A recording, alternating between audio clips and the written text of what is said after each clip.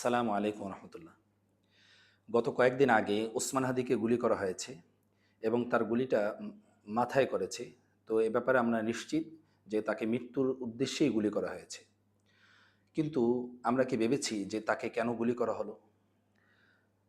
৫ই আগস্টের পরে আমরা যে কয়জন তরুণ আহ, কণ্ঠস্বর পেয়েছি, যারা জাতীয়তাবাদী শক্তির পক্ষে, ইসলামী মূল্যবোধের পক্ষে এবং বাংলাদেশের স্বাধীনতা সার্বভৌমত্বের পক্ষে বলিষ্ঠ কণ্ঠস্বর, তাদের মধ্যে ওসমান হাদি অন্যতম।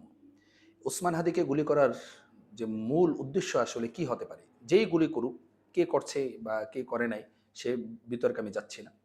কিন্তু ওসমান হাদিকে গুলি করার মূল উদ্দেশ্য হতে পারে, সেটা হলো তরুণদের সাহস কমিয়ে দেওয়া।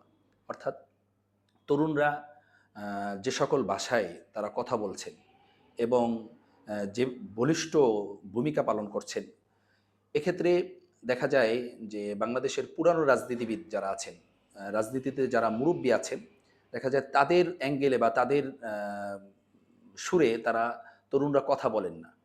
এক্ষেত্রে ওসমান হাদিকে গুলি করে হয়তো যারা করছেন বা যারা গুলি করাচ্ছেন, তাদের উদ্দেশ্য যে তরুণদের কণ্ঠকে রোধ করা আর তরুণদের ভিতরে ভয় ঢুকিয়ে দেওয়া, যে তরুণরা এখন কথা বলার ক্ষেত্রে যেন পুরানো রাজনীতির ধারায় মুরব্বীদের কণ্ঠে তারা যেন কথা বলে, বাংলাদেশের পক্ষে, বাংলাদেশের স্বাধীনতার পক্ষে, বাংলাদেশের সার্বভৌমত্বের পক্ষে, জাতীয়তাবাদের পক্ষে বা ধর্মীয় মূল্যবোধের পক্ষে তাদের কণ্ঠ আগের মতো যেন তেজ না থাকে।